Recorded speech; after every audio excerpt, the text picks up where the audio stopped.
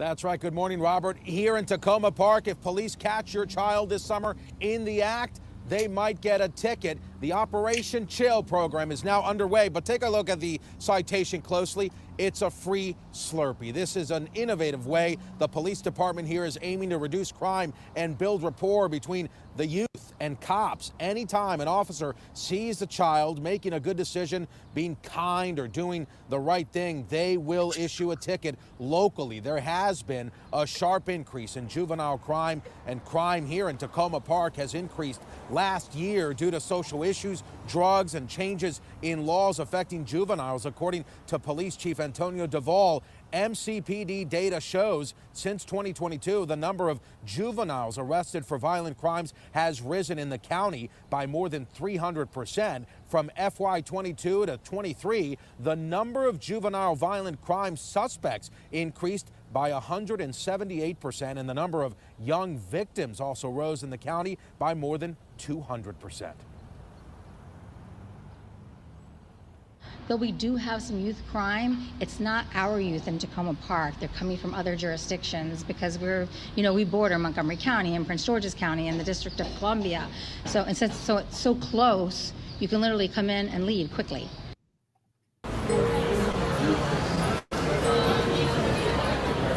That's all she had.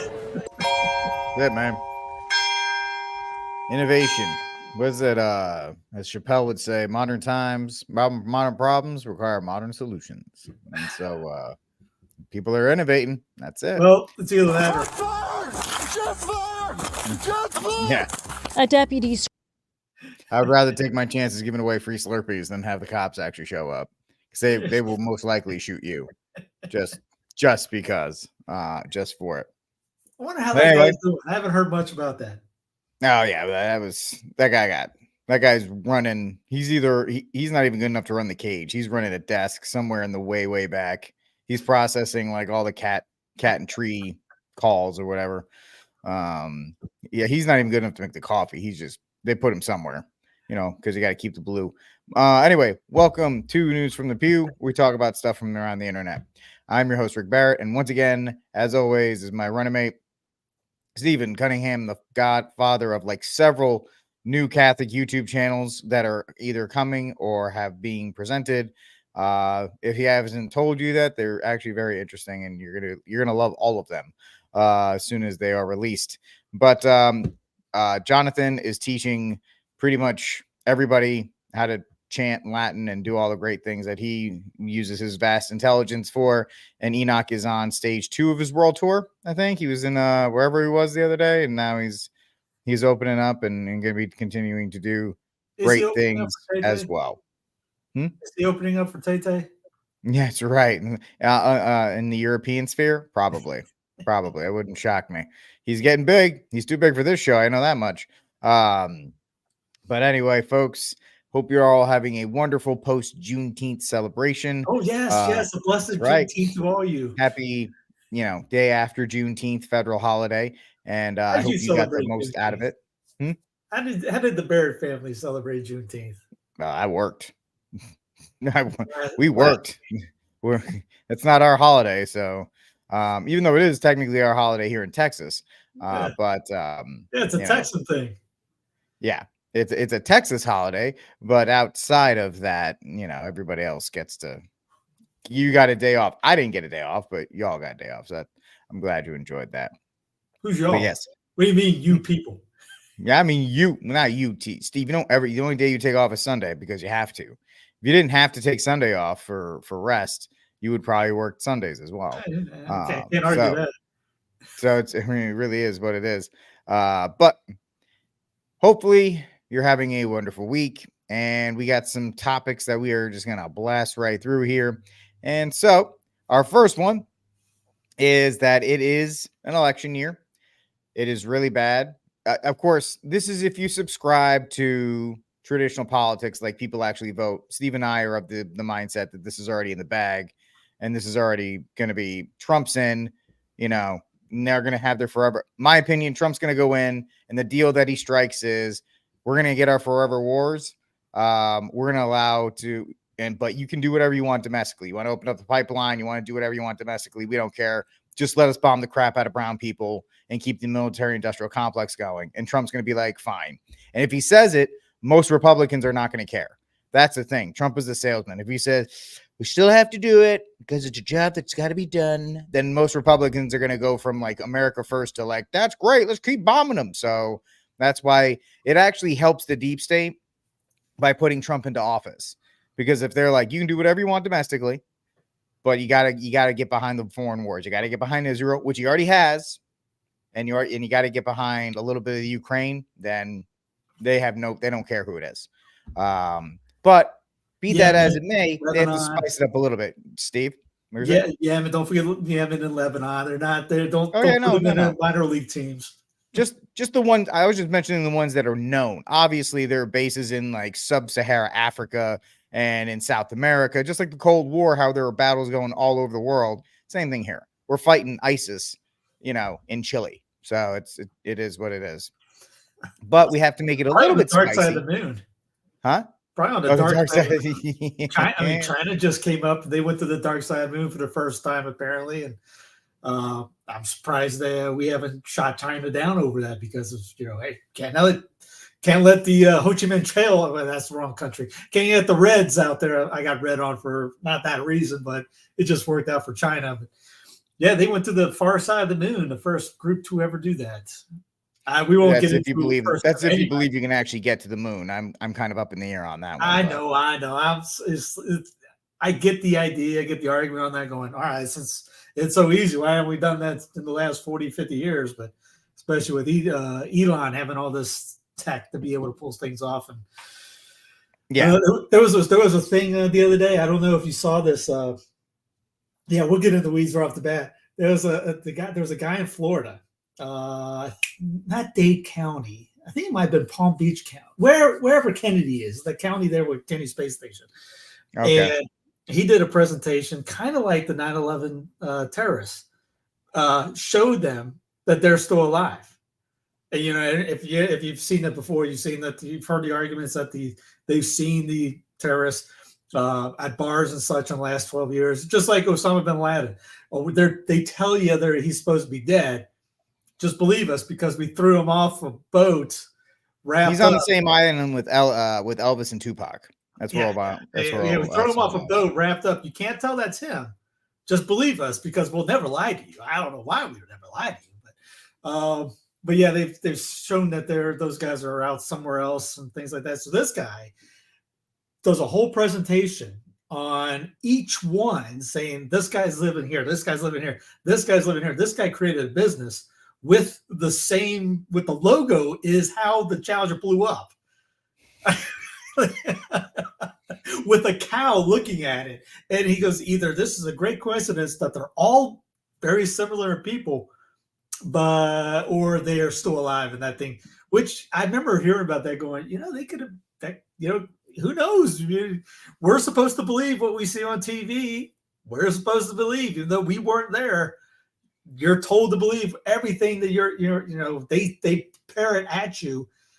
And now you get into deepfake, the world of deepfakes right now. There was a story just the other day about Hollywood making any kind of scene, making any kind of music with AI. I'm using AI for a specific channel that I'm trying to create.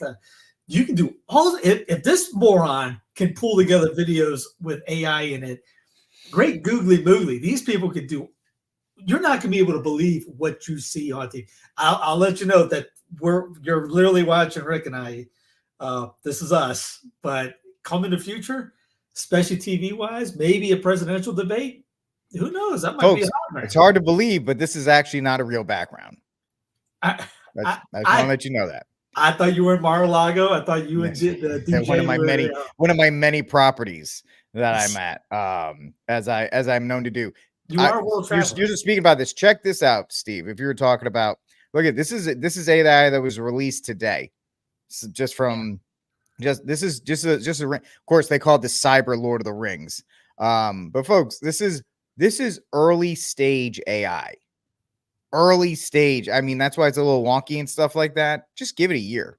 Give it 6 months. And it's going to be impossible for you to be able to tell. I don't know real if I from can fake. can show it. I'll eventually get it up there. I'm creating a kids Sense of Fidelity and Kids channel, and Yep. I literally made a Pixar They level. had Pixar AI. Yeah, I made I don't. I'm still using the free version of Microsoft Movie Maker to make the videos.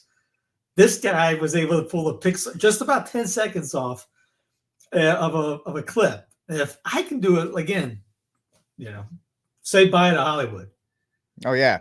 I mean, I'm one of the people that actually embrace the idea of AI because I believe like what you're doing, I believe it removes the gatekeepers from Hollywood. And it'll give us the ability. Imagine if you're able to go to one of these, because I talked about it, not in this. There's a new streaming service that's coming out that literally lets you pick your own adventure. All you have to do is type in the first thing and it'll give you a scene, and then it'll let you pick out however you want. Imagine if you're like, I want the Book of Job. I want you to take the Book of Job and I want you to make it into a film. You could take the entire Bible and make them into film series and actually translate that and actually bring that entertainment and avoid the Protestant. And I love my evangelical brothers and sisters, you know that. But every time you make a film, it looks like it's garbage. We can avoid that. We can actually make high quality films that portray Christian values, right? And get the stories of the saints. Imagine a story about St. Hubert, a movie about St. Hubert, or all these lesser known saints, Steve. I think you can embrace that. Of course, there are, terrifying things that come with it, but there are some positives to it. Oh yeah. There's a ton of combat, but the problem is everything's going to be used against us. Like, well, I had this queued up I wasn't preparing. I wasn't thinking we were going to get into it this way, but the 15-minute city idea. These 15-minute ghettos, right? They're calling them 15-minute cities. Don't use that word. Use 15-minute ghettos, because that's what they're going to be. Once again, under pretext of improving the quality of your life, to make your life, easier, more convenient. And by the way, we're also saving the planet by having these 15-minute ghettos. No, it's not about that. It has nothing to do with improving the quality of your life.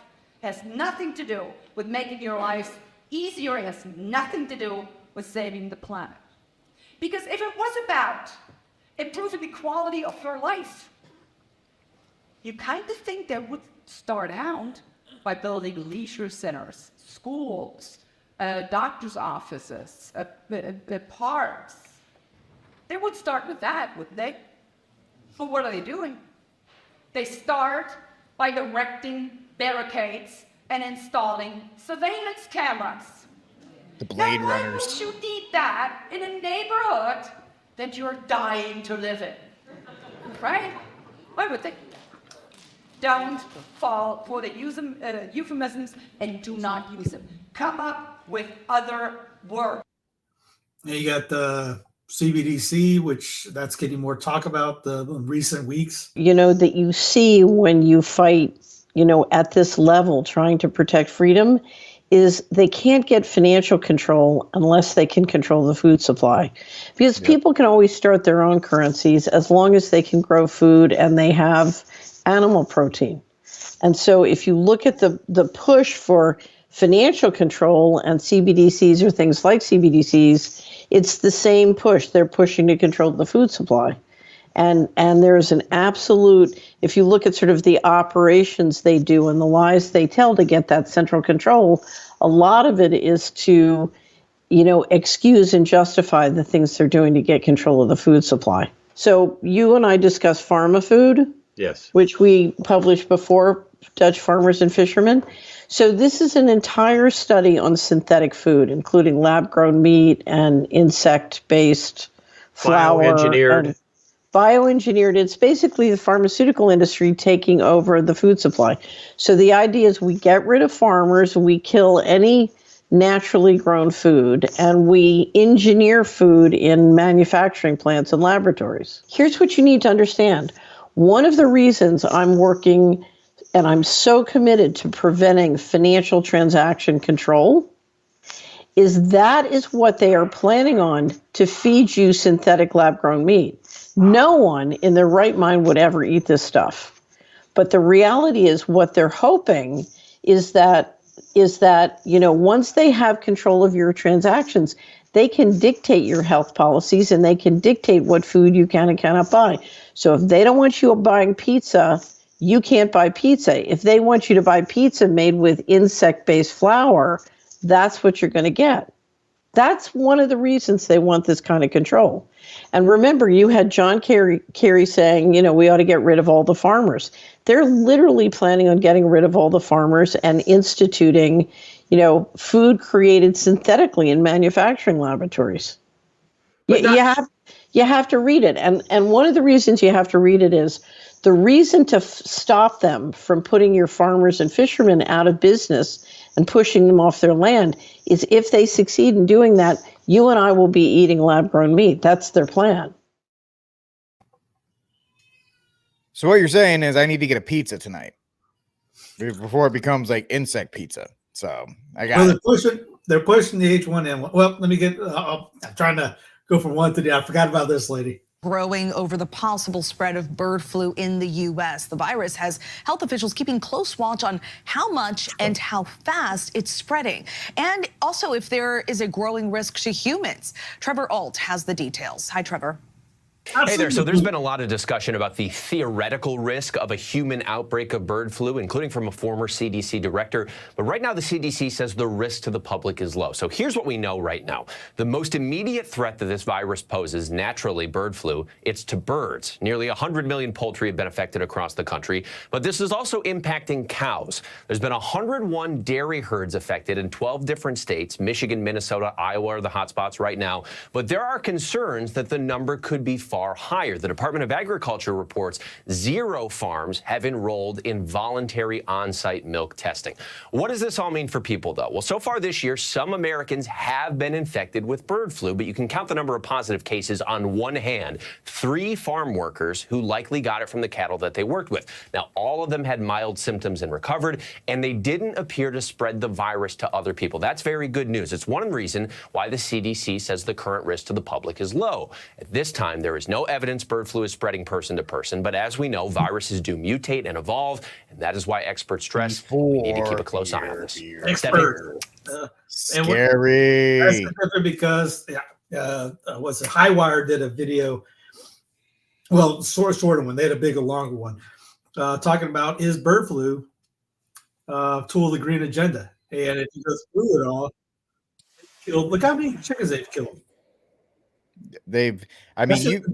Every other day, Steve, I seem to find something on my Twitter feed about another chicken processing plant just randomly going up in flames.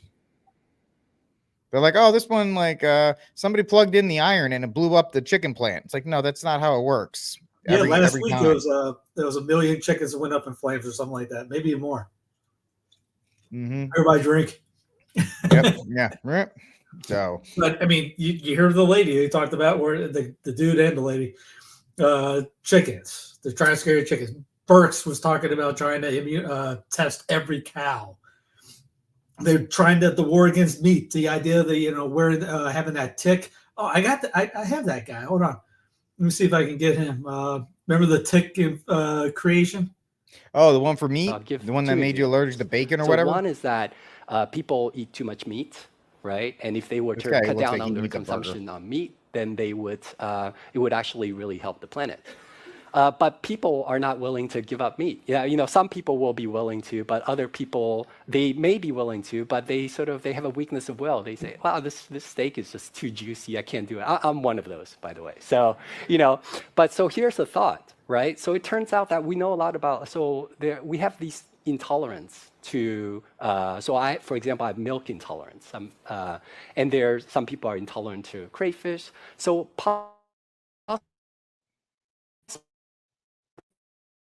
get off it, buddy.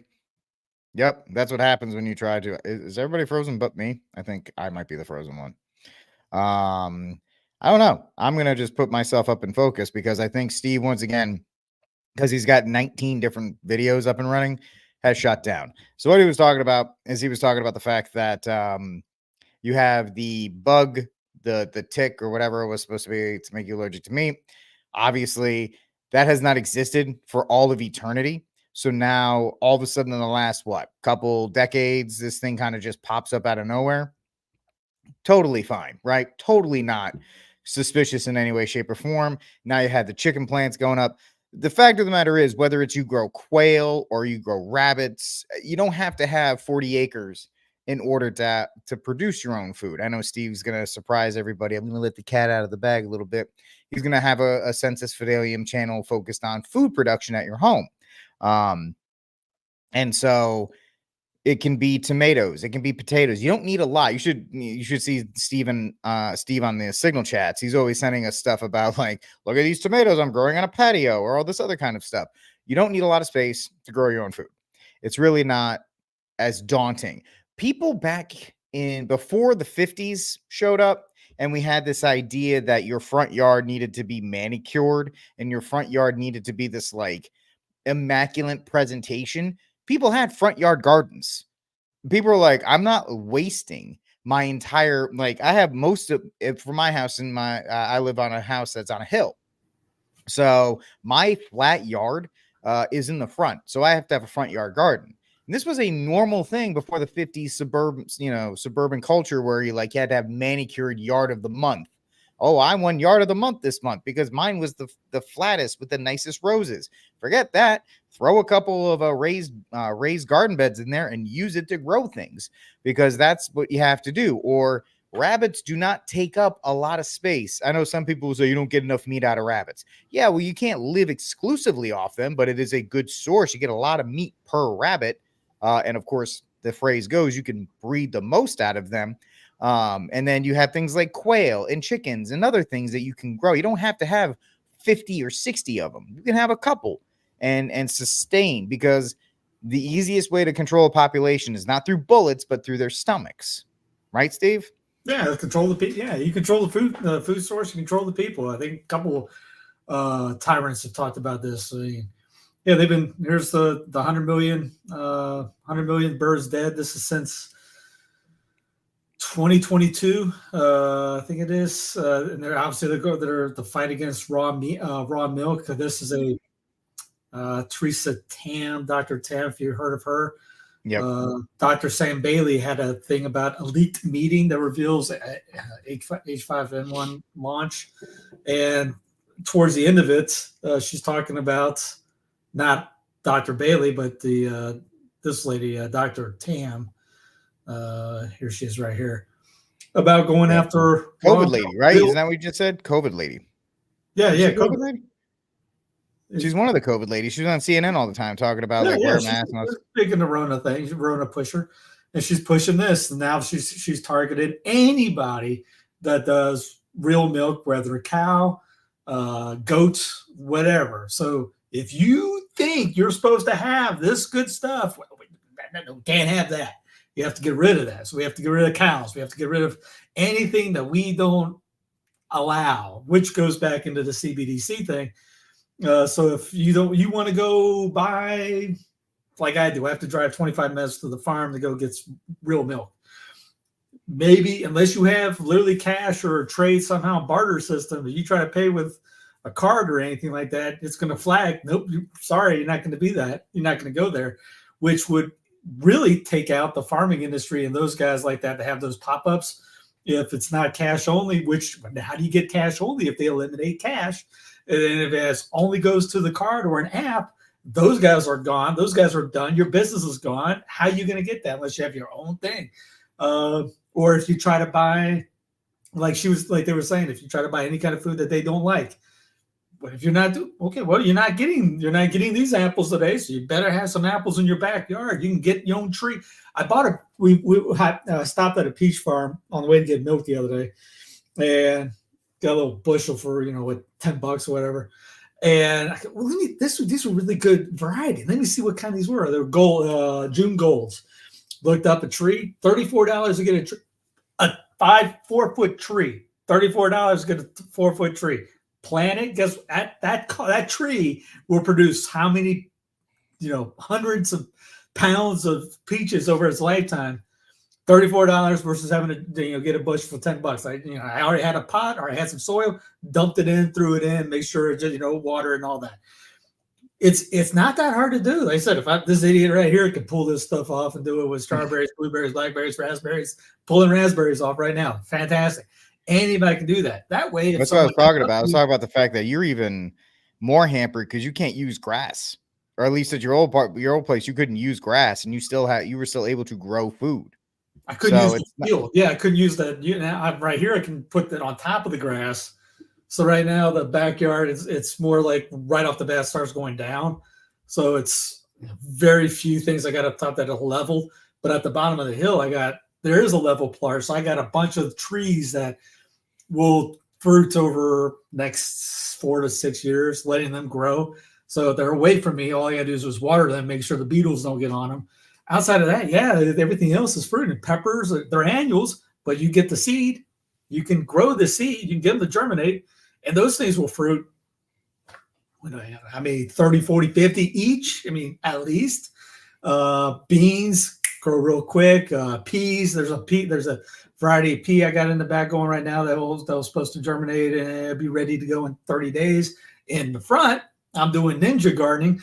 I got dug up a couple, which I wasn't supposed to do. I dug up a couple bushes that were just useless, threw down my own seed for like amaranth, and I got 3 different amaranths out front. One's supposed to be a very hot tolerant, kind of like a lettuce in a sense. It's supposed to grow like kind of pinkish blue or pinkish green. And so that shard and these things out there growing right now, there's about 20 little seedlings right out front. So yeah, you can do that. Now the problem is that they poison the sky and poison the rain. It will just kill your stuff. But at that point, what are you going to do? You're not going to be able to do much. But you're talking about pretty much game over type stuff, and so that you don't worry about that because once that happens, it's game over for everybody. Like potatoes, onions, garlic, potatoes. Potatoes are super easy to make. Potatoes are great as half Irish. I can tell you, potatoes are a fantastic staple. High calorie, filling. You can do all kinds of a lot with that. Potatoes, rice. I mean, rice, things like that. All person in the chat, onions, garlic, easy. Yeah, you got green onions, regular onions. I got walking onions. It's kind of like what's his face from Forrest Gump, Bubba. You can. There's so many varieties. You come like Bubba Gump. Walking onions, green onions, Lilia onions, this onion, green onion, Tokyo onion. So it's just whatever you want. And then there's one for every level. I mean, even the apples have different varieties for each way. It takes how much. It just takes the effort to do it. I mean, oregano, wherever you want to pronounce it, basil, all that stuff. I got a oregano garden channel on basil Monday that talks about why you should do it, because they're poisoning.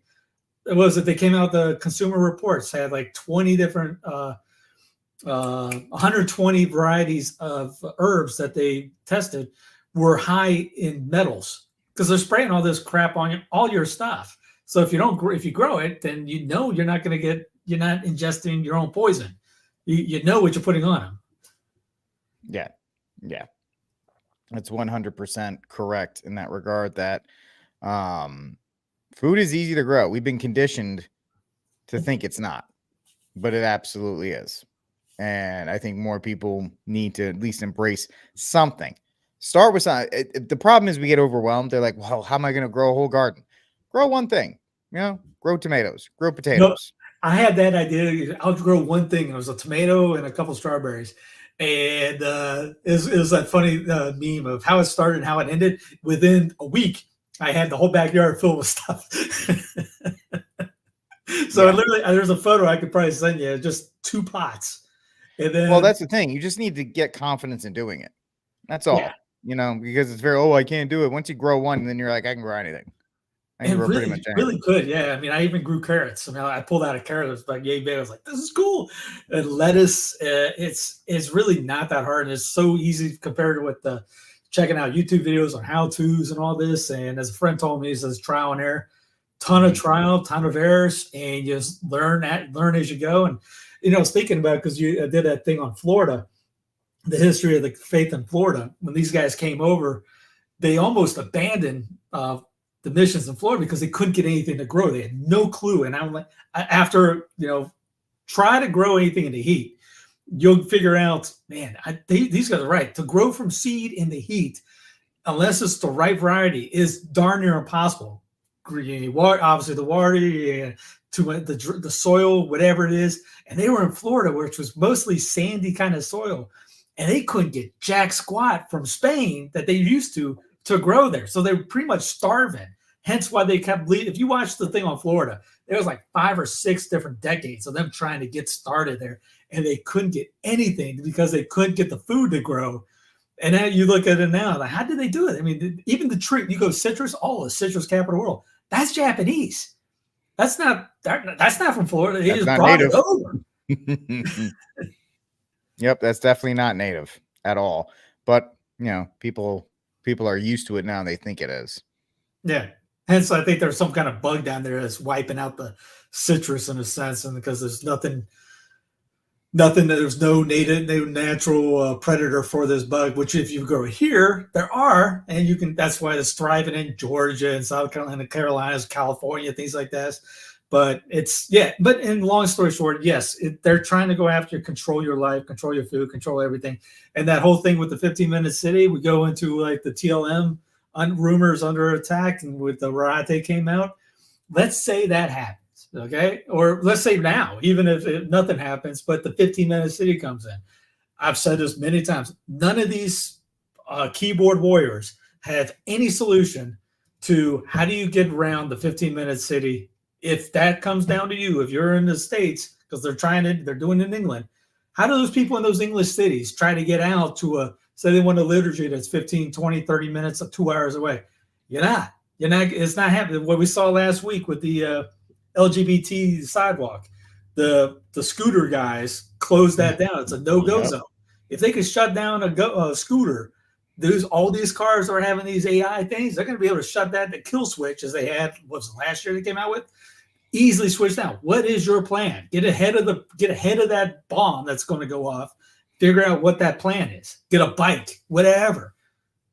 Yeah. Bikes. You better start getting your cardio up, folks. You better start getting your cardio up, because if they can't shut a bike off. Huh? They can't shut a bike off. You no, they can't. Now you won't be able to buy anything outside that. So if you're gonna, because it goes into that thing, because like the one lady said, outside of 15, or another one said outside that 15 minutes, nothing's gonna work. So if, say, like you live in some area code and go ahead and do that thing, radius 15 minutes out. If your parish is at 20 minutes and you try to bike it or something, you better bring some food and bring some drinks with you, because you won't, unless you have some cash, which you might not have any cash. You're gonna have some electrolyte packets too. Yeah. Nothing's going to work for you outside those things. And people are going to be like, this is freaking nuts. Remember, 4 years ago, they shut down the world. So, so if you think I'm nutty, okay, tell me, fine. First off, tell me where I'm wrong on any of this with the evidence to back it up, because I have plenty to show you what they have said. That guy that talked about that meat, there's a tick out there. Was that a Texas tick or something like that? That they've infused on it, kind of like lime, so that it bites you. You can't eat meat for 2 years without being some kind of allergic reaction to it. Yep. Not far-fetched. I know people have told me they have had that thing bite them. That's crazy. That's of course. I would just take it and let myself get sick.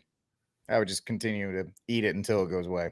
But I had a bite mark the other day. I took a photo of the insect app and said, "What is this?" And it came out to be that darn tick. But I haven't had any. Did you plan to have a cheeseburger just to make sure? I actually did on Sunday. Yeah, made sure.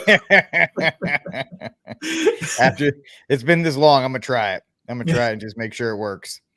20-piece McNugget, just to make sure it goes down well. But Steve is bringing up something that we're going to talk about next. And so, well, what you were talking about with the Trump thing, or with the politics thing, you saw the Drudge Report at the beginning. I showed that up there, saying all the polls are Biden's winning, Biden's winning, Biden's up top, Biden's up top. Or Hollywood, because they had a Hollywood fundraiser. That was what he was at. Trump was at some other fundraiser, bringing the house down. And Brandon was doing George Clooney and Jack Black and things like that. Yeah. That was awful. That was just. Oh yeah. Yeah, not sure who that guy is. On Brandon's left, that is who's literally in charge. That's Jimmy Kimmel. Isn't that Obama? That's his right. Oh, his left. That's Obama, and that's Kimmel on the other side. Yeah, Kimmel's on his right. Biden, Obama's that's Obama on his left. right. That's Obama on his left. Of course it is. Yeah, that's what I said. Hey, that's who's in charge right now. He's actually the president of the United States. Brandon. Oh, he 100% is. I didn't believe it before, but after seeing all this, I'm like, yeah, he absolutely is. Yeah.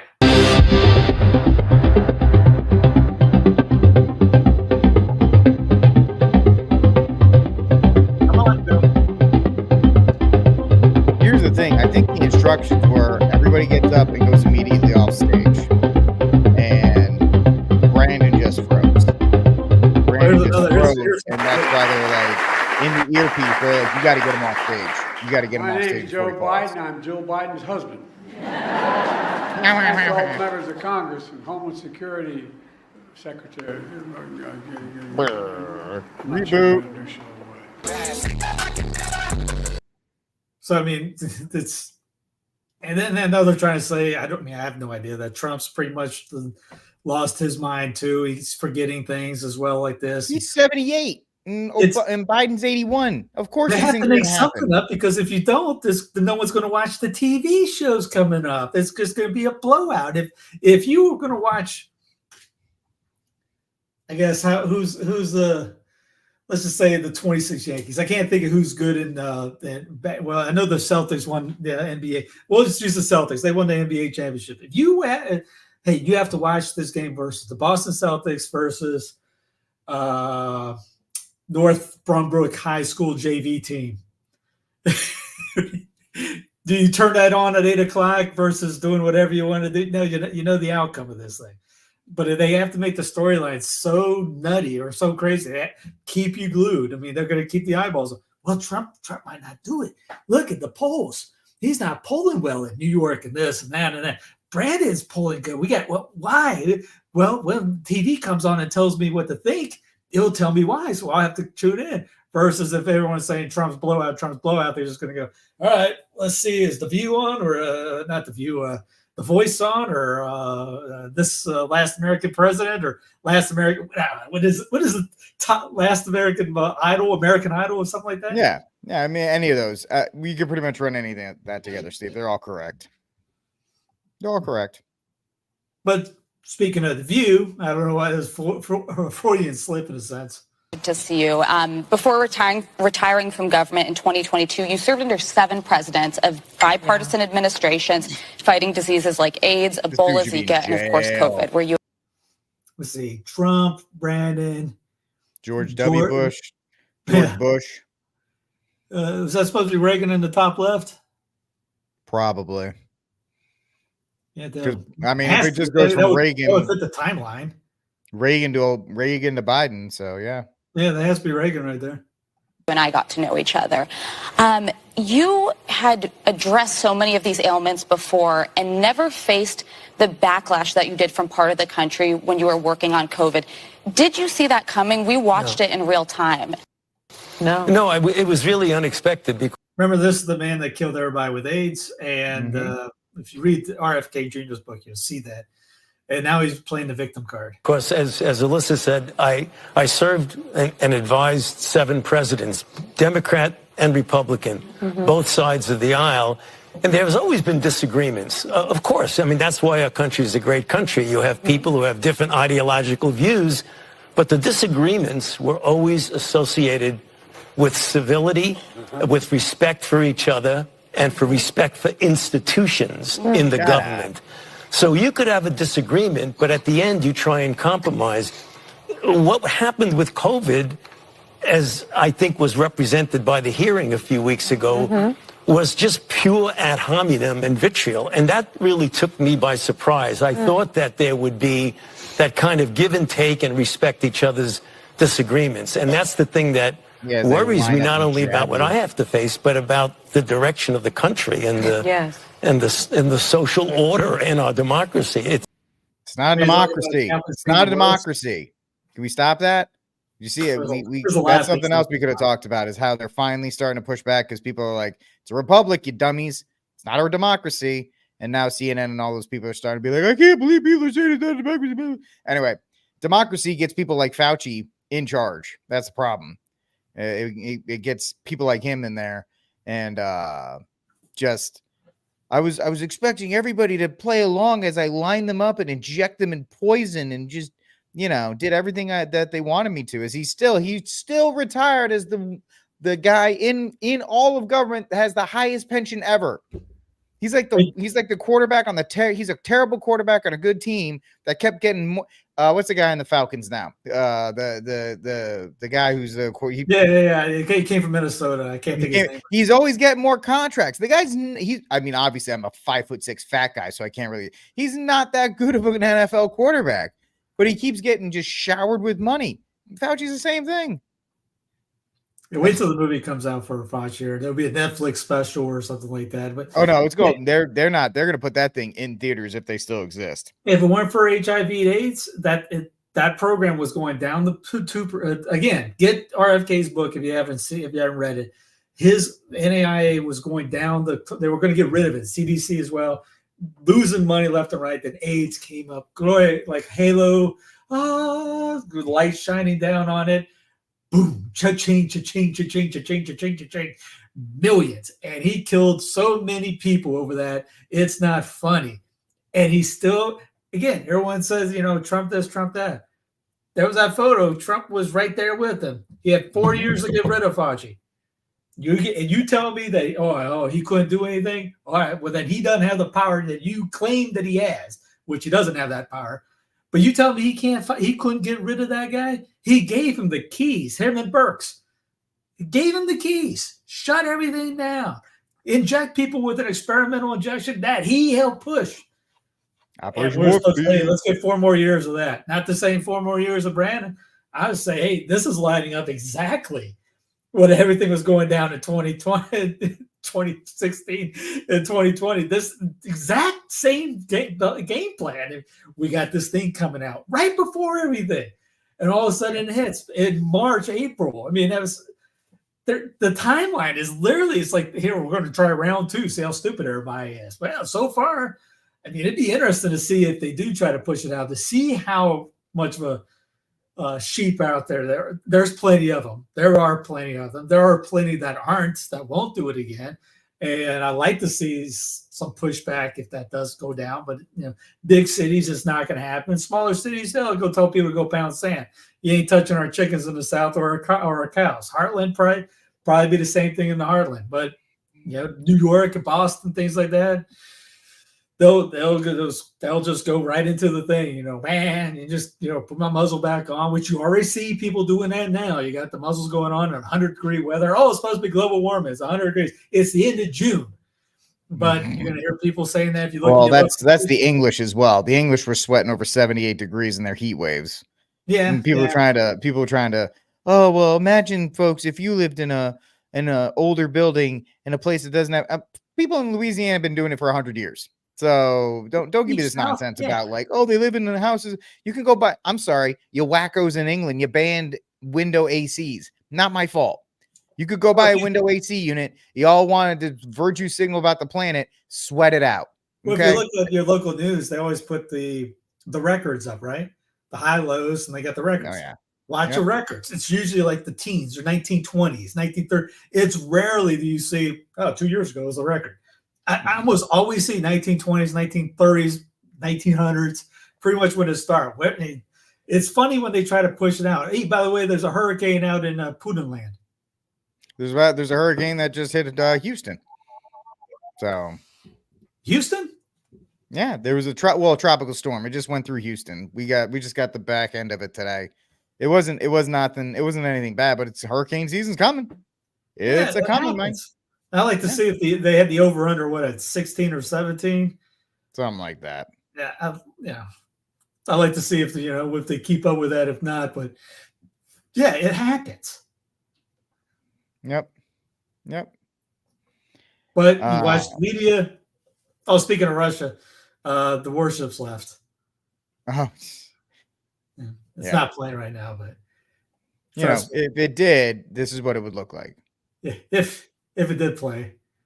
I have 40,000 links open right now, so nothing's working. But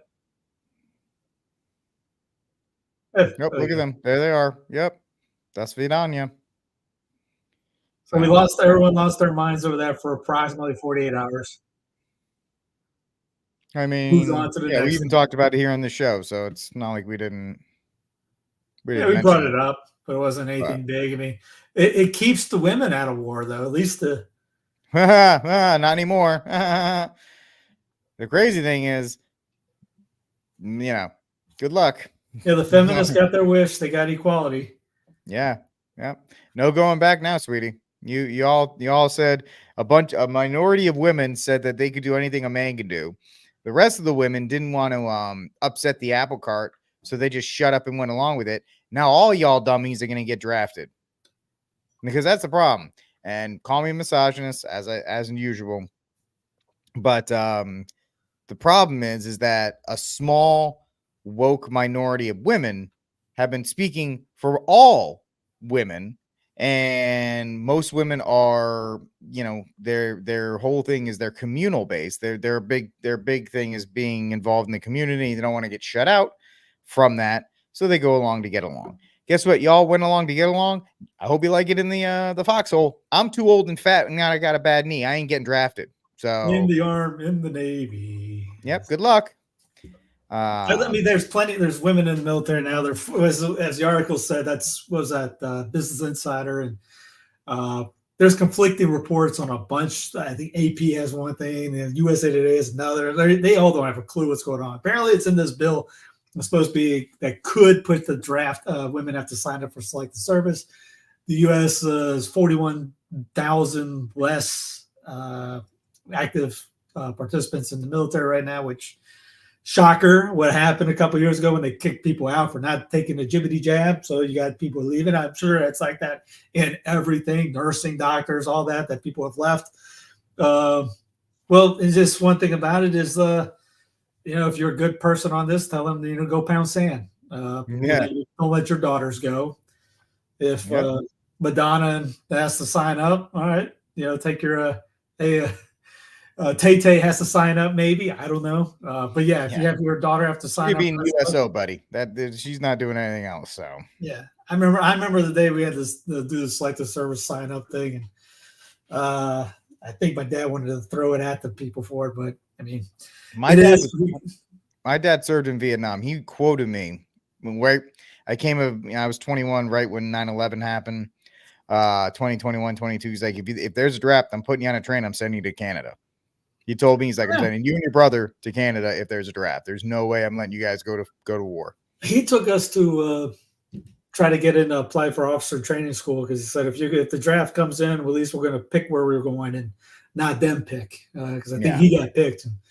He was in Vietnam. He could tell you down to the minute how long it was there. It's hey, go fight your own wars, DC. Hey, send Lindsey. Hey, Graham, Mr. Graham, go ahead and get your family signed up ASAP, but it's only for the elites and the bankers, which, again, breakaway, decentralize, maybe that doesn't happen. Then you just worry about if someone invades your own country, which is the correct term, your own state, country, which people say, hey, the state of Russia, the state of Ecuador, the state of Israel. But all of a sudden, we just use the country of the United States for the entire continent. You talk about drives me batty every time I see something, country or country or country. It's not, as you brought up, people were saying Federal Republic. The Federal Republic cannot be a country. But it just cannot be. And which things like, if you want to, I see people all the time, I want to get our country to be for Christ the King. Well, here's how you do that. Mandates the display of the Ten Commandments in every classroom in public, elementary, secondary, and post-education schools in the state of Louisiana.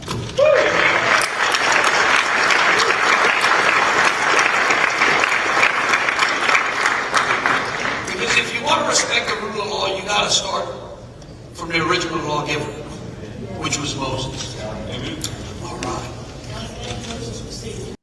If you don't like that idea of fixing your own state and converting your own state and doing it that way, then stop talking when anything goes wrong, because nothing will ever change if you play at the national level. You play at the centralized level, it's only going to get worse. We get the worst of two guys. Hey, lesser of two evils. Every year you're going to hear that stupid line every 4 years. Vote for the lesser of two evils. Well, guess what? It's still freaking evil. Hey, every year I get to pick the lesser two evil.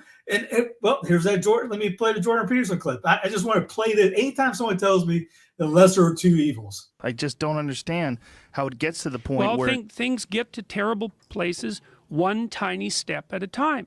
You know, if I encroach on you and I'm sophisticated about it, I'm going to encroach 2 millimeters. I'm going to encroach right to the point where you start to protest. Then I'm going to stop. Then I'm going to wait. Then you're going to calm down. Then I'm going to encroach again, right to the point where you protest. Then I'm going to stop. Then I'm going to wait. And I'm just going to do that forever. And before you know it, you're going to be back 3 miles from where you started. That's the lesser of two evils. And, all right, I'll get the lesser one. Guess what? You're going to be back there a couple miles. No matter which evil you pick, you're going to be less than back there. So why do you participate? You know the outcomes are going to be. You know it's rigged. You know it's stacked against you. They know they hate you. Yet you're going to think, well, you're a bad person for not voting for the lesser of two evils. No, I'm just not going to play in that stupid game, which is just it is. It's a game that you lose because hey, Trump wins, you lose. Biden wins, you lose. Pick which one you want to lose. You lose. Which one you want to just, hey, yeah. Let me get the T-shirt. We won. Who's we? As when I drive by the homes, they have all the flags out. You get a T-shirt, you get a cup. You're not Jack Posadik. You're not on the dole right there getting money from Mar-a-Lago and getting the free trips. You lose. And nothing's good. I mean, sure, all right, maybe your gas is a little bit cheaper with wine. Great. I look at it the way I look at any of these is you vote for Trump to run out the clock, right? It freezes up a lot of that stuff up in Boston, up in Washington, D.C. Let them fight each other, kind of leave us alone while we prep in it. And that's what I said in 2020. You want Trump to give you 4 more years so you can prep for when all this stuff falls apart, like it's going right now. But you want him up there, not because he's the great savior or anything like that. You want him up there just so everything can kind of just like focus on infighting while you can be left alone as much as they would leave you alone. So that's kind of how I look at it. Yeah, well, since we're on how great he is, let's talk about how great SCOTUS is too. I mean, hey, it's not on there. They just upheld the abortion drug myoprostone. Unanimous decision. Yep. Hey, even Thomas Alito, baby. Yeah, even Thomas Alito, Barrett, Kavanaugh. Nope, all of them voted in the affirmative. I was trying to look at the see the outrage from Pro-Life Inc. and I haven't seen much on there. No, there's no way. You can't hate on that because you can't fundraise off of it. Brazilian women upset that there's a bill going down to equate late-term abortions with homicide. Again, I couldn't find anything for Pro-Life Inc. Had to find it on AP. Nope, not at all. Just because I know, no money in it. No money in it for him. And I hate to be so black pilled on that, but if there's no money in it, then it's not worth their time. Just like how Steve and I tagged Lily, Rose, and all the pro-life people after the poor grandmother was put in jail for praying outside. Nothing. No response, no nothing. Just let it fly right by.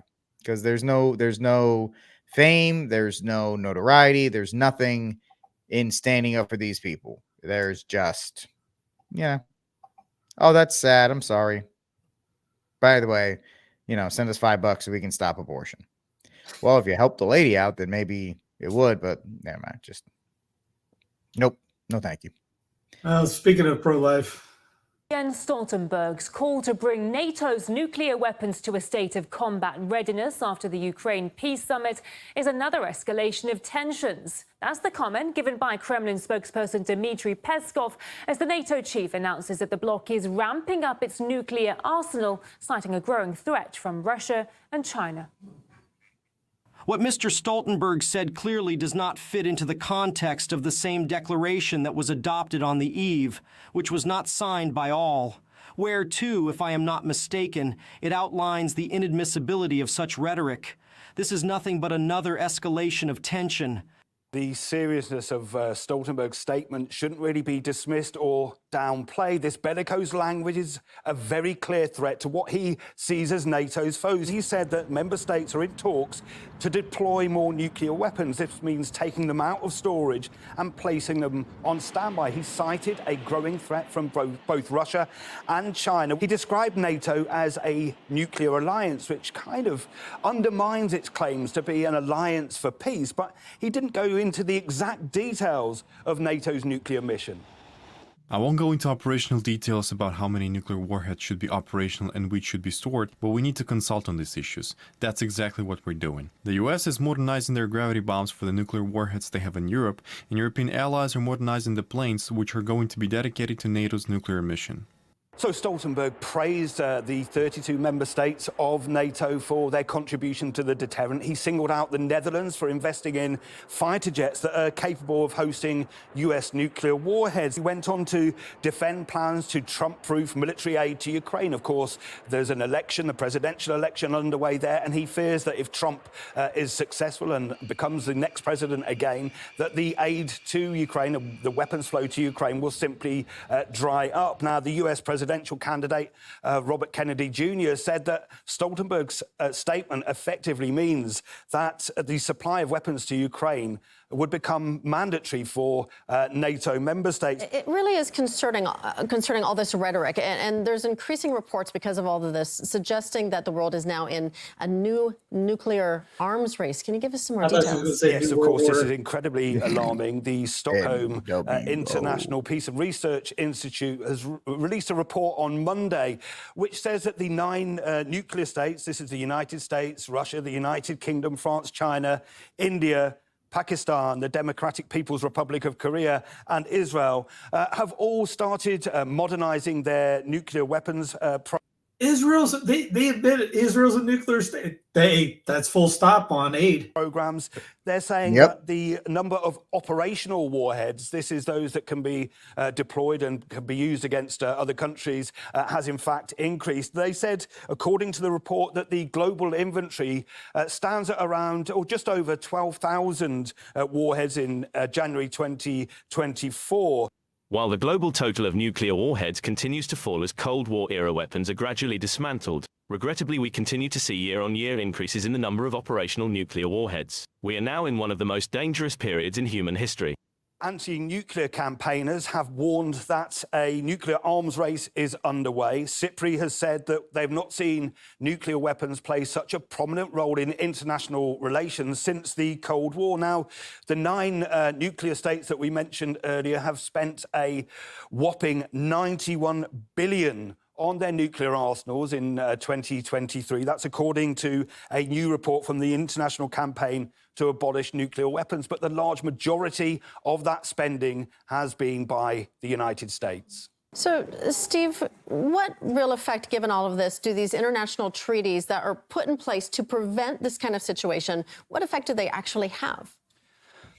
Well, that's a very big question, and some would say that those treaties are in fact limited. There is the international treaty, the Nuclear Non-Proliferation Treaty, which is supposed to ban the expansion of nuclear weapons in countries that are signatories to it. But the 90% of the world's total nuclear warheads are owned by the United States and Russia, and a number of treaties did exist between those two countries, but they have since collapsed.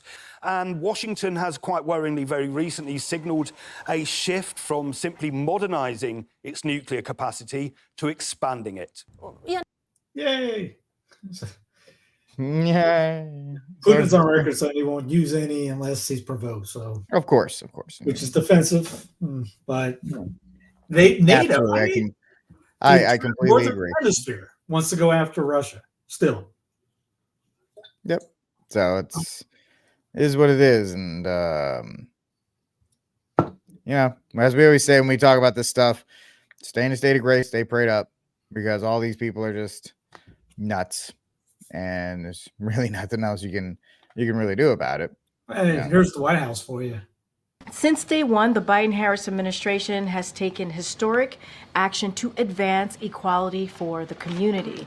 But last year, more than 600 anti-LGBTQI plus bills were filed in state houses across the country. And a significant portion of them target transgender youth. As President Biden says, these young people are some of the bravest people he knows, but no one should have to be brave just to be themselves. The Biden-Harris administration is going to continue to speak out and stand up against these attacks, and will remain focused on realizing the promise of America for all Americans. Couple things. How did was the Trump administration called the Trump? Wow, who was his VP? Pence. Was it called the Trump Pence administration, or was it just called the Trump administration? Mr. Mute. Yeah, I see your mouth moving. I think all our ears are hurt. But what was the first? Shut up. So just the problem is that yes, it's the Biden-Harris regime, and nobody likes Biden, nobody likes Harris. So they started floating. Hillary Clinton started to reemerge on the scene. She's been at a couple of award shows and award ceremonies. So I don't know, but it was never the Trump Pence regime administration, if that was what you were asking. But yes, it's always been the Biden Harris, because you have to have the POC woman of color always included. Always. What was the key thing in that little clip though? It was states. That was which like 19 states took down because of anti-LGBT or anti-trans thing. Again, they tell you how it's won, state level. We just don't want to talk about it. You're not going to hear that off Beck. You're not going to hear that off Daily Wire. Sorry, people like Michael Knowles and all that. Call me when Knowles and them start talking about state rights and how to effectively fix all this. Because if this thing gets fixed solution-wise, these guys are out of jobs. It's like anybody that talks about how the proms in the church. Hey, I'm going to make a big channel on how many proms are in the church right now. They're done when the church is on Sunday again. When things are back and Rosen says, hey, happy days are back again, what are they going to talk about? Happy things? They don't know any happy things. It's all negative stuff. There's no saint stories. They got to redo the thing. What do people want? The people want the blood. They want the guts. They want the bad news. So when you get these guys ever talking about solutions, they'll be out of work. They will be on their own demise. That's why they don't talk about it. None of these guys want these solutions. That's the thing. Like, people look at Knowles and Shapiro and Beck and all these people, and all they did, folks, is just repackage the same stuff that Fox News and neocons have been talking about and just made it, for lack of a better term, hipper. They just recontextualized it and put it into the digital age. So when people are like, I can't believe that, when they talk about Ben Shapiro, I'm like, Ben Shapiro is just a newer version of Karl Rove, who's more, who just happens to be Israeli. And so, like, they're not bringing anything to the table that hasn't been said before. None of the stuff is revolutionary. It's revolutionary to you because you've never heard it before. But once you actually realize it's the same thing, that is going to just be regurgitated over. And that's why it's most important election of our lifetime. Most important election of our lifetime. Listen to Your team versus my team. It's the same. We brought up Knowles. All right, he might be a great dude. I don't know. I never met him.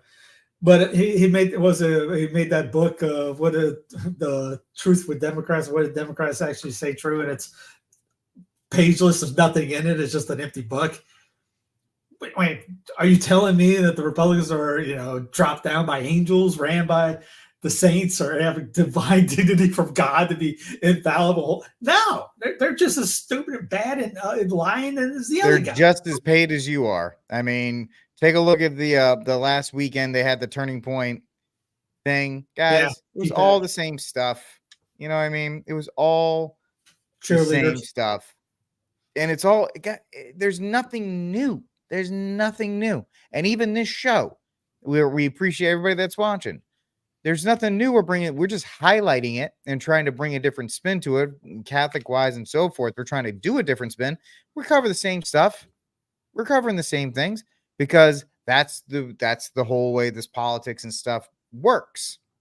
I'm not trashing our show. I'm just saying Everything is essentially just being regurgitated for different audiences. And the fact of the matter is, it doesn't matter who you think. If they have a Twitter, if they have a monetized YouTube account and they're getting hundreds of thousands of millions of views and they're writing books after books, they put out a book a year and they do all these other kinds of guys, they're all paid for. I wish we were, but we we are not.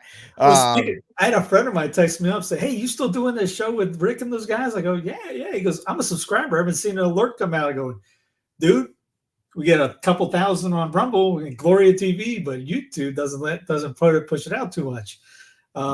Being anything with my stupid ugly mug on it or fingerprints has been shadow banned. I mean, dude, but yeah. There's no way. I put out videos, I get like 30 views. It just is what it is. Rumble, I don't do too bad on. I mean, Rumble's not bad.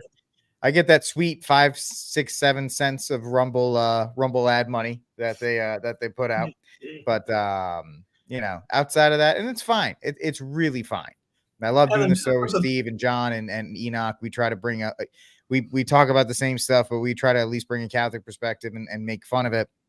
But outside of us, everybody else is dead serious about it. And that's, as Steve has said over and over and over again, that's how they provide for their families, right? Matt Walsh is not going to go start his own channel and talk about this stuff. Michael Noah is not going to start his own channel and do all this stuff. It's safer. Think about this. Jason Whitlock is an established writer. He's I believe a Pulitzer Prize winner or whatever for writing. He has a couple of those. And yet the man, when he left Fox, he went to Outkick. And when he left Outkick, he went to the Blaze because he's smart enough to realize that if you go on your own, it's really hard. It is really hard. You need to have some kind of apparatus to support you if you want to make this a career. So it is one of those things. And I don't fault Whitlock for doing it. I don't fault, and to a certain extent, I don't fault Knowles and Walsh, but just don't act like you're reinventing the wheel. You're just doing your part. So Amy brings up a nice request. Neither one will probably come on. I've asked Father before right off the bat, but I haven't asked him again. But if you turn on Father Abernathy, especially in his the Ladder of Divine Ascent, actually probably about 10 episodes in on that is when I stopped doing Clown Planet. And not because I didn't want to do it. I still kind of want to do it. I haven't had much time to do it. But I was focusing a lot on putting that together on Wednesdays, making sure I'm going to make sure I put it up there. And the more I've listened to Father talk about the church fathers, things like that, is the more important stuff, obviously, holiness and, to the point that he mentions in his last one that eventually you just stop reading things, because reading books because you're already there. You don't need 30,000 books to read, because you already got to figure it out. You already know what you're supposed to do. It's not like you're reinventing the wheel and things like that. But if your focus, like the monks were, on heavenly things, then all this other stuff doesn't matter. Which, to the sense, sometimes like people come up and say, "Hey, keep doing the news thing. It's good, just to hear." Like Rick and I, we're not talking about getting upset, losing our minds, getting mad. Someone wrote me about the TLM thing. It's, what do you think about that? I go, what? All right, holy Joe, Lord giveth, Lord taketh away. Blessed be the name of the Lord. Yeah, what are you going to do? All right, well, I'll just go to a Byzantine thing afterwards. Not a big deal. Find one near you.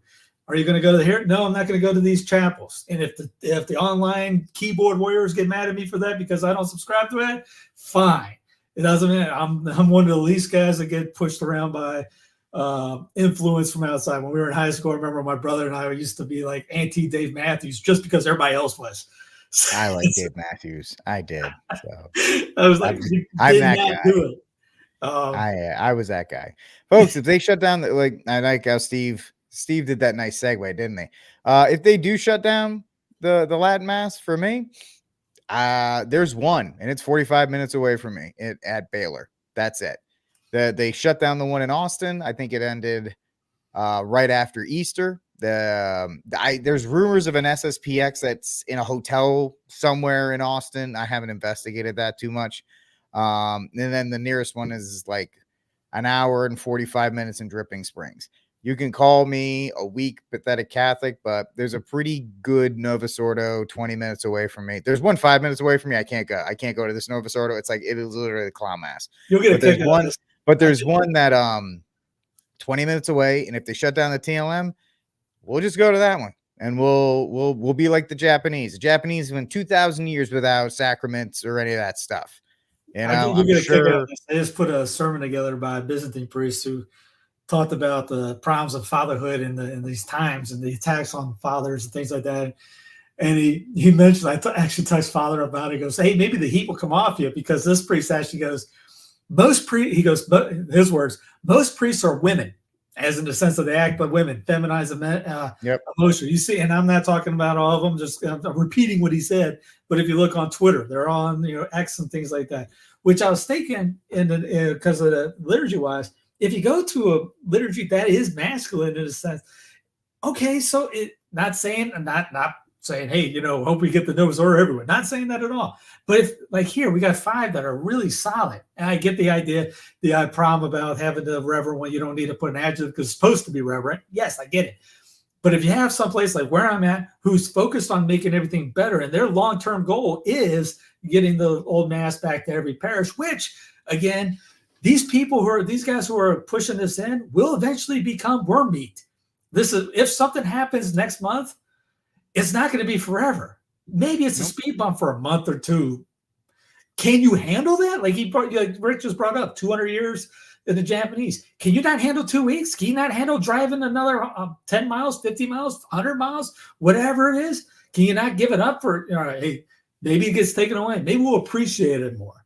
And maybe we'll get into it more. Maybe we'll love more. Maybe that's our problem. We need to become more charitable instead of, I don't think being angry and calling people names and trashing people online or in videos is the way to go. Call me crazy.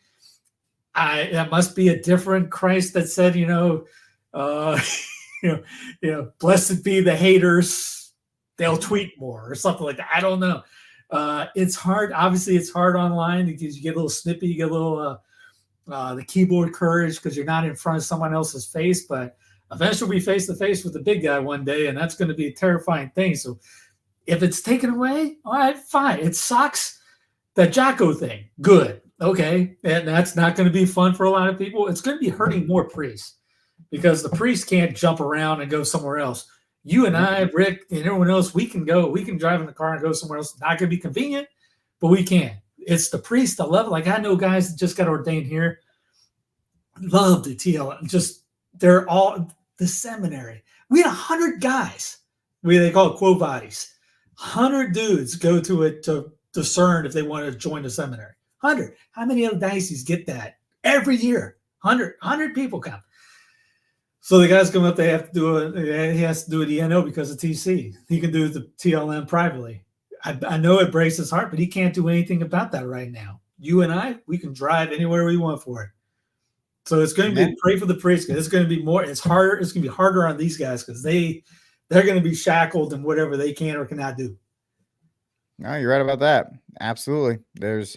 It is, and we're starting to see it now. And I'm not calling you out, Bellator, who's like, well, you can do this instead of the night. Hey, man, I love you for that. You do you. I'm gonna do what I think is right for me, and we're just gonna have to go our separate ways on that.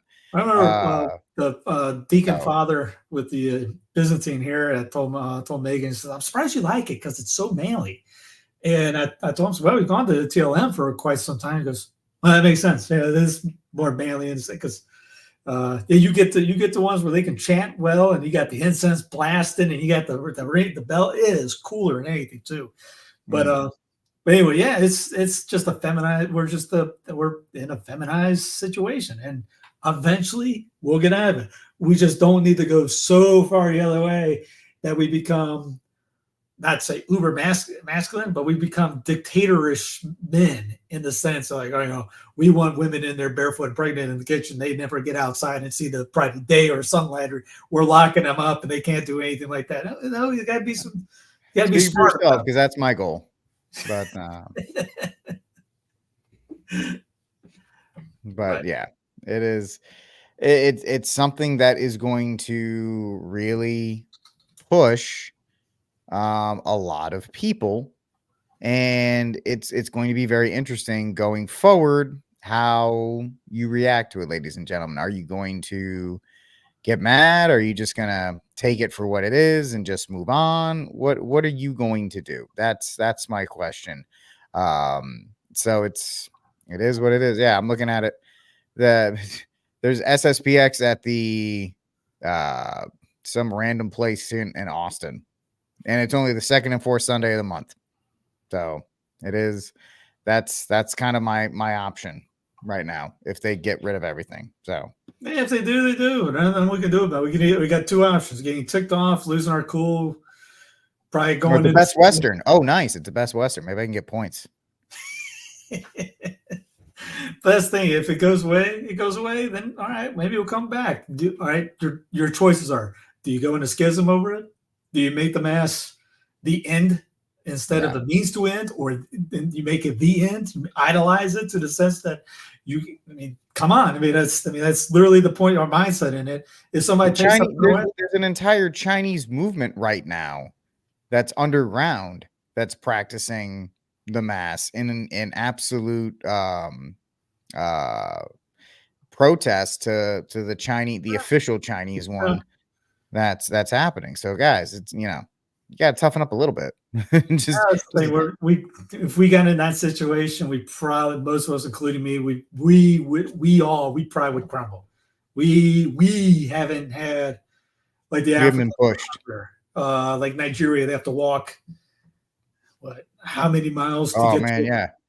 Yep. And they're there all day because they're there all day. They'll get mass, they'll get catechism. The sermons might be an hour because they're learning something, and they come back at night. And oh, by the way, they might get shot at going to and fro. What's our biggest problem? They might get their heads cut off from the interstate on the way. They might get their heads cut off by the Islamic radicals that are actually trying to kill them down there. Like open warfare that's taking place. Yeah, our problems are usually over exaggerated on the problems. So yeah, it's not long term.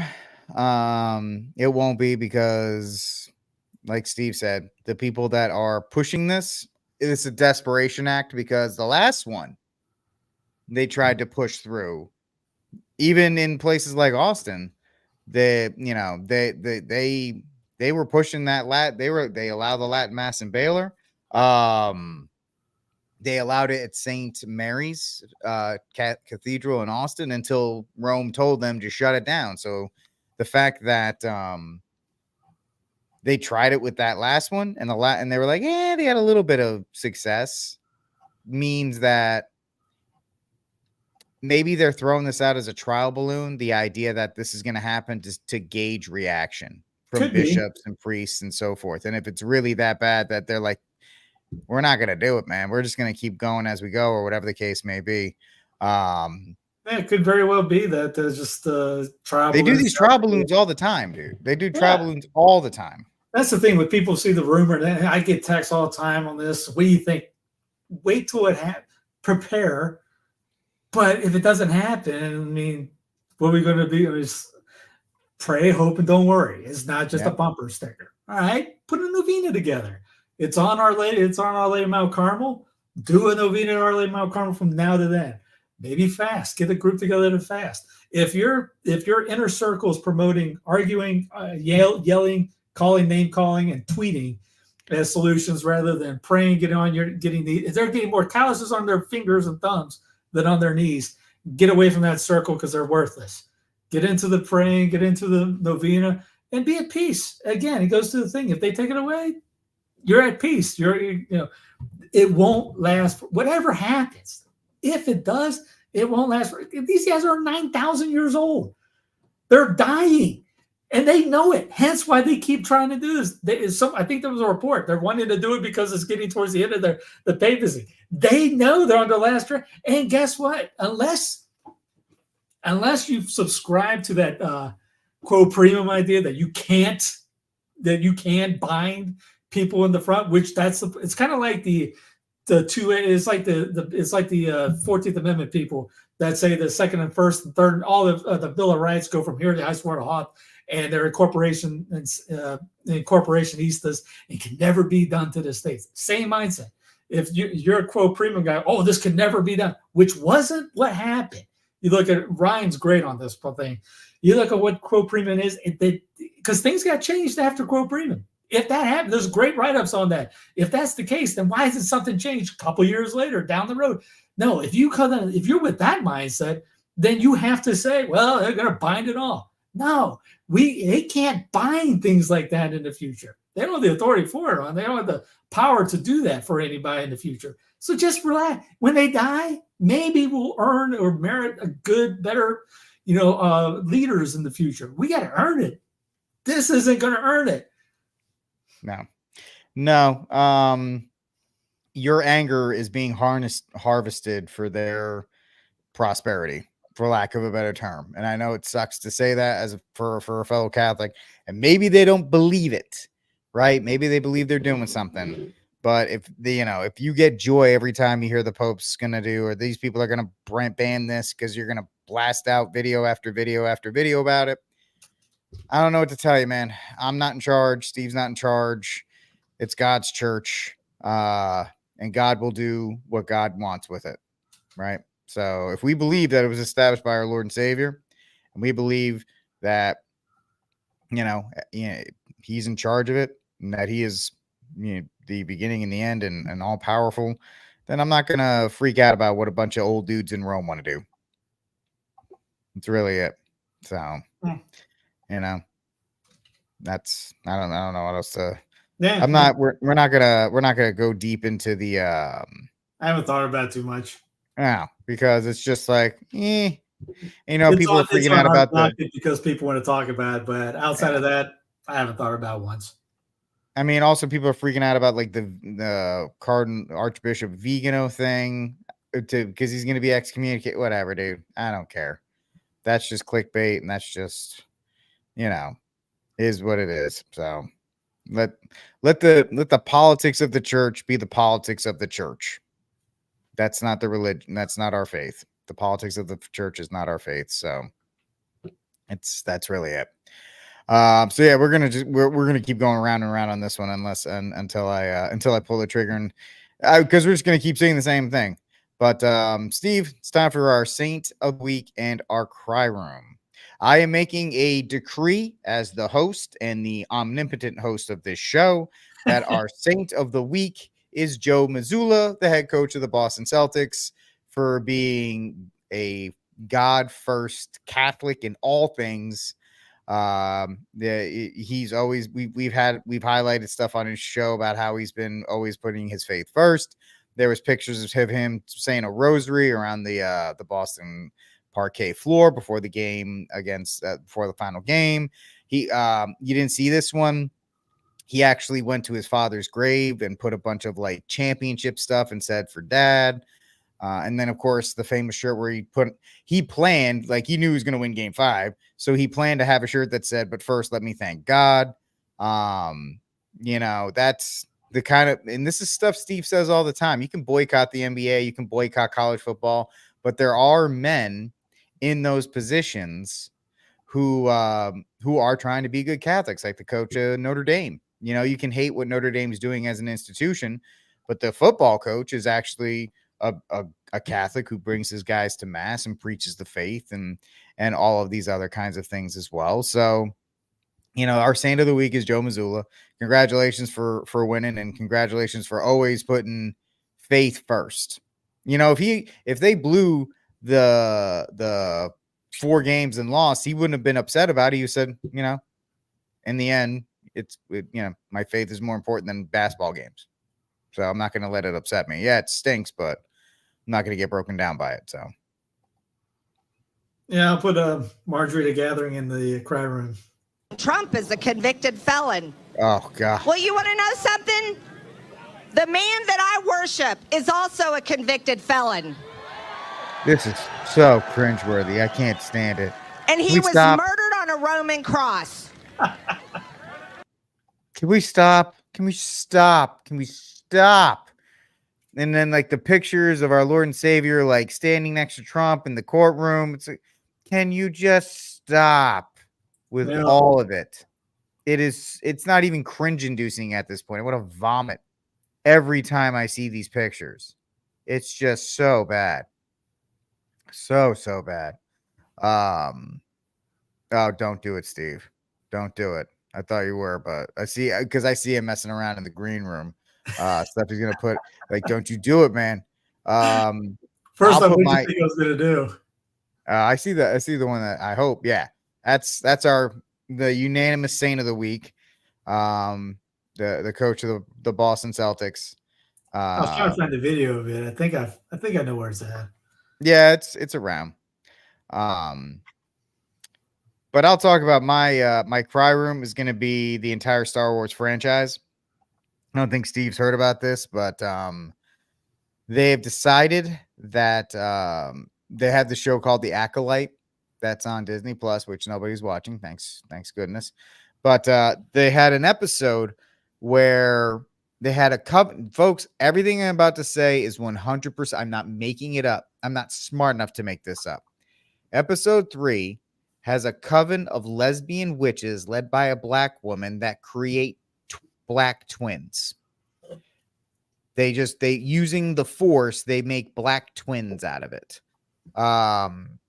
So it's been completely it is nothing but just awful garbage, terrible writing, blah blah blah, and just cringe inducing with it. The show's getting wrecked by everybody, but that's my cry room for being so just awful, just awful. But let's look at something good. Let's watch Coach Missoula do his prayer, his walking rosary. You can't hear I didn't download it from Instagram. Is it actually hearing him say it? Huh? Does it actually hear him say it, or is it just music? He's just talking about walking around the court right now and before games. How faithful. Yeah, the thing is that he's not afraid.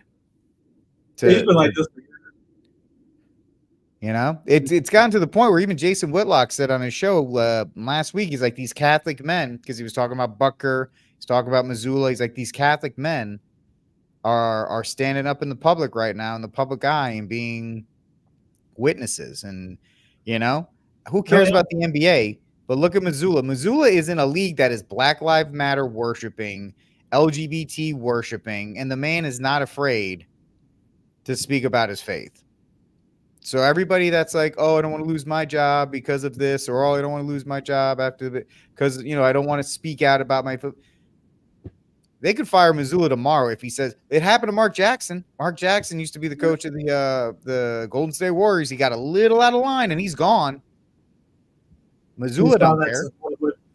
For the last 30 years or something like that. And, yep. He was talking about his chapel, all the stuff that he's a rosary collector. That's what he's talking about here. And the one you saw in the photo, we'll show it in a second, from the parquet floor of the garden, the original garden.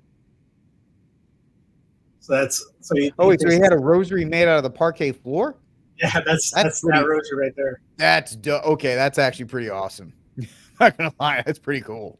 So that's what he was talking when you saw that one photo. He said, "What is that black rosary?" That's the one he was holding around and walks around with. And yeah, it's almost as cool as my rosary that's made out of bullets, but you know, it is what it is.